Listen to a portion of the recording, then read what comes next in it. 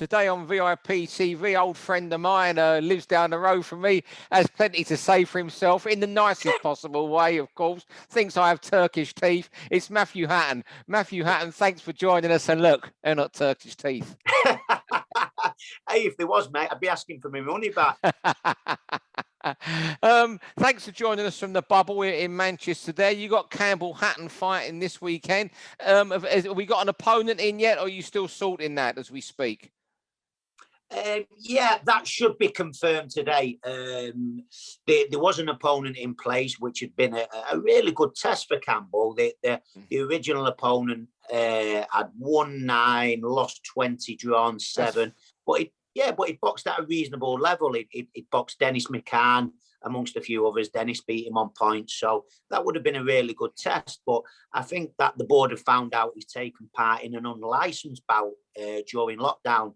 So I think whether they've taken his license away or what, I'm not too sure. So yeah, we've got an original opponent, but again, difficult situation. I've just got to wait for Matchroom to announce the opponent, really. Yeah, nightmare. Cause I know usually, like last time when it was Ruiz, they announced him. Well, it was Ruiz, wasn't it? Was it Angel Ruiz or something? He's the guy's name, the right, Spanish. Yes. They announced him well in advance. So, I guess this sort of thing is all part of the development for Campbell.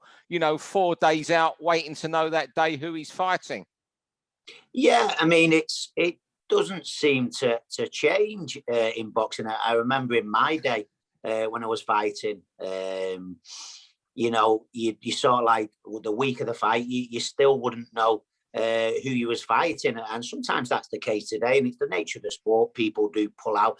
I remember a few times in my previous career, I'd be phoning Ernie Fossey 2-3 days before I was fighting, asking who was fighting. He'd say, "Shut up, stop worrying." He said, "If he was any good, he wouldn't be fighting you," and he'd put the phone down on me.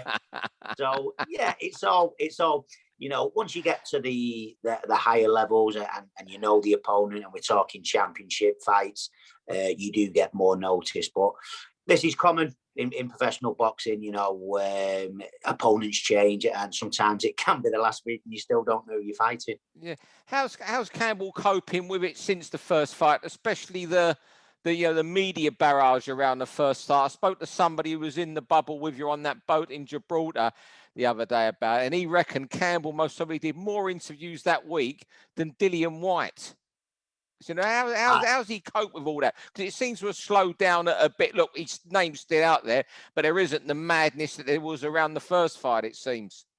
Yeah, I mean, I always thought it would be the way with his debut, a lot of interest and people wanted to see him for the first time.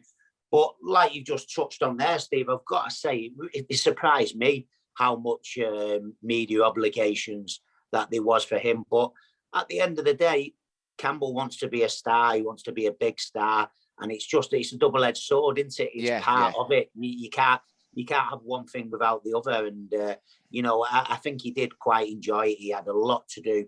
But there was big pressure on Campbell. And I thought he was fantastic all week.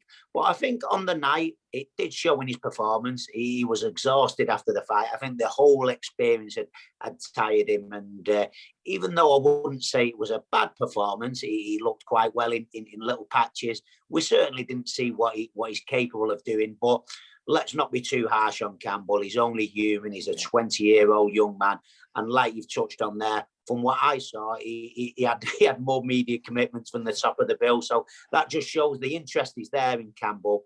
I think, he'll, again, when guys make the professional debut, we always hear it, trainers will be saying to every single fighter who steps foot into that ring for the first time, take your time, don't go rushing in, pick your punches, try and stay cool. But sometimes they have to get in there and experience it from themselves. We see it time and time again, don't we? Young men having the professional debut, they're over eager, even though they've been told beforehand. Yeah. But sometimes they've just got to get in there and experience for themselves, and he's done that now. Yeah, and also I think if you ever felt this media, if the media circles was mushrooming further, I'm sure yourself, your dad and Ricky would say something to Eddie just to pull it back into the media team that look after him, wouldn't you? Yeah, but Campbell enjoys doing that kind of thing, and yeah, absolutely. If we ever thought it was getting too much, we'd all speak with. But again, it was really good, and again, one doesn't. If you want to be a star and you want to be a top name in boxing, these are things that you've just got to do, and we're obviously trying to build Campbell's reputation and build a following for him.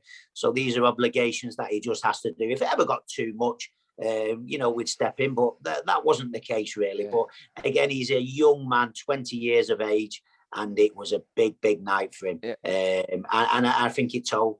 And I think we've got to remember also, I mean, there'll be a lot of people watching on TV who are general sports fans. They watch a bit of boxing because Ricky Hatton's son was on, Matthew Hatton's nephew, that sort of, I'll watch that because he's on. They might have thought, well, he's not as good as his dad. They'll think, oh, he's not his dad or his uncle through 12 minutes of boxing. But do you think we have to remember, which boxing fans will, he never even had a senior amateur fight, because there's a lot of these kids turning over at the moment who are straight from the juniors, because there's no seniors at the moment or no senior championships for them to gauge themselves in.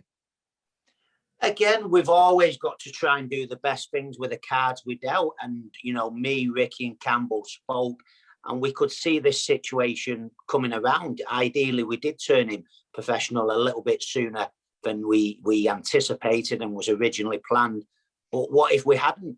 Campbell would have gone well over 12 months now without a fight, still nothing on the horizon. So we did decide to fast forward the process a little bit, and it's still 100% the right decision. Like I say, Campbell's not a vastly experienced amateur.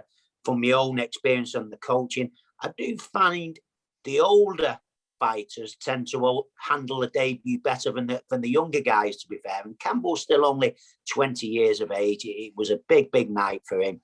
And again, it wasn't a bad performance. I'd say if it was, he can certainly box a lot better, but we're very fortunate. He's surrounded by people who know the sport, who know boxing, not just myself, Ricky, Eddie Hearn as well. Eddie knows it's going to be a process. Look what he's done with Conor Ben. That's the and he's willing to give. He's willing to give Campbell the time, and that's what it's going to take. People will have saw Campbell for the first time, and the majority of the feedback was positive. Not all, of course, you're never going to please anybody, but this is going to be a process. It's not going to happen overnight, and people who really know boxing understand that, as I'm sure you do, Steve. Hey, I'll tell you what, he didn't get anything like the criticism Conor Ben got after his first couple of fights. Conor will tell you that if he ever bumps into Campbell. I tell you, people were saying, and look, and I'll put my hands up myself. When I saw Conor the first couple of fights, I thought he wouldn't get the Southern Area level. He's probably the most improved fighter in Britain. Absolutely, and again, that just shows, he's been handled really well. He's been given the right fights at the right time, and he is who he is, and genetics, he's got it, Anthony. And as long as you give these guys time and patience and bring them along in the right way, we've seen with Conor Ben what can happen, and I'm 100% confident in the next few years we'll see exactly the same with Campbell. Obviously, they're different characters, different personality, but I think you'll see a similar type of progression. Yeah, I'm guessing because you've only been about 3 or 4 at the time. He never saw you or Ricky or his dad fight there at the arena. So would it still mean something to me having not been there, seeing either of you fight there? Absolutely. Campbell, even though he was a little bit young to come and watch mine and Ricky's fights, Campbell's a boxing fan like me, like Ricky, like we all are. That's how we got into it. We were boxing fans. So Campbell's been to the arena a few times watching Crawler and different people, and I've been there with him. And he always used to say, do you think this could be me one day? I said, yeah, keep working hard, Campbell, and let's see. And here we are. It's going to be a little bit different with no crowd, of course, but I'm certainly looking forward to it. And I think, again, people will say maybe I'm being a little premature. Again, doing things the right way with Campbell, it's going to be a process. It's going to take a few years. But who's to say in a few years' time this place can't be a fortress for Campbell, because he's certainly going to have a good following. Oh, yeah, look, that goes without saying. Once there's crowds back, they'll be coming to see him. Just people from round your way who are, again, just the sports fans. Like the big thing with Ricky, yourself, it was the day out as well. It wasn't just a night. It was starting 11 o'clock in the morning. It was the day out for everybody in Manchester. And I think you had to come from around the Tameside area, Manchester particularly, to appreciate that. Yeah, and it's there, Steve. It's just waiting to go again. It really is. Wherever I go in Tameside, again, like you say, you live locally, so you know what the days were like. There was occasions, and the appetite's there for it. It's just, let's get back to normality. Let's get the crowd back, and Campbell will get a little army from Tameside behind him. I can guarantee you that. Before I ask you about a couple fights on the bill Saturday night, there's another Hatton fight, and your son's Jack gone to an amateur club first time this week. He has, and he's doing, mate. He's never, like Campbell, we never push the boxing. We really don't. Jack, has always been football mad, football crazy, and the odd time that I've taken him to the gym, because I think it's a great thing to get into, even if you don't want to compete. The boxing training, you can't beat it. The self-confidence really grows, and I did want him to, get into it just purely for those reasons. But just during lockdown, really, football matches weren't happening. I was training day in, day out at home, and he's really got into it now. So he's just started at an amateur club, Tameside Elite, and I'll be the first to say he's showing some promise, Stevie. Really, is. So, another one in 5-6 years. Then, I tell you what, mate, he's certainly trying to sneak it on me when we do a bit of sparring. So let's see. Yeah, who knows, mate? Who knows? But glad he's enjoying it. As Campbell's making about his 20th million, he'll just be starting out, hopefully. Then. Well, do you know what? It's mad. Before I left this morning, we was chatting about that.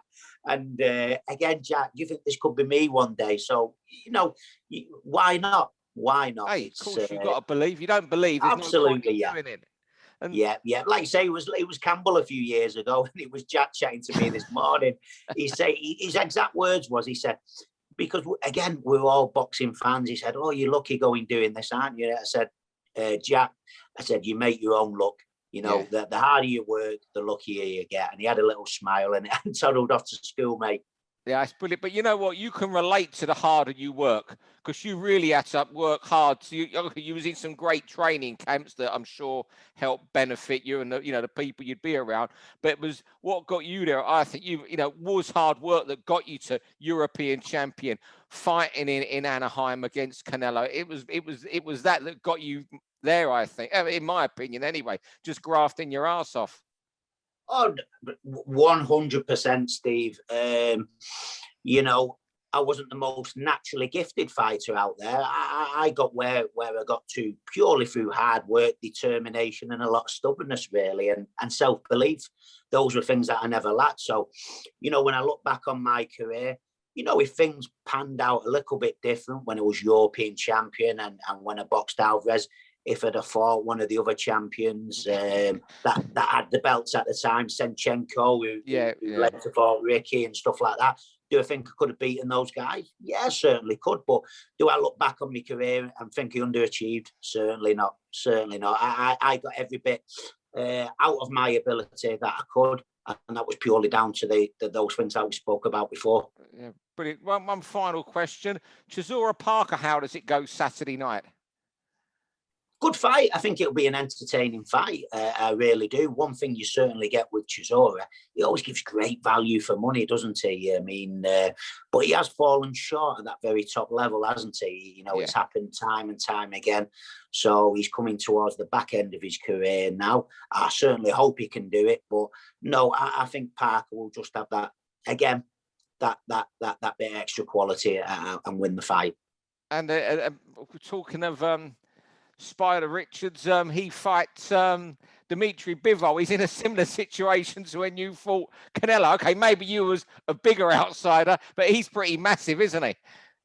He is. And again, looking at the card, it's such a great card on Saturday, isn't it? Again, as a boxing fan, obviously I've got my own business to take care of with Campbell, but I'm really looking forward to it. There's some really great fights on the bill. And again, another big ass there. But Richards, probably an outsider going into the Pitters fight, wasn't he? I mean, he's even bigger. It's a big jump again. But fair play to him for accepting the challenge, and I wish him well. He's certainly up and against it. Let's get in the real world.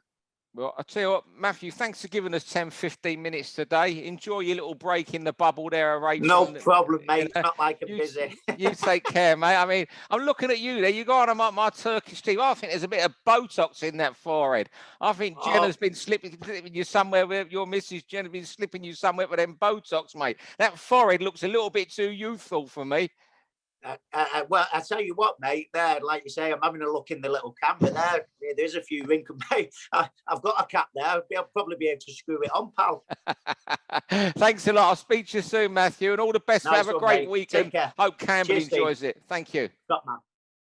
For all boxing info, news, and latest interviews, amateur and pro across the north, click and subscribe.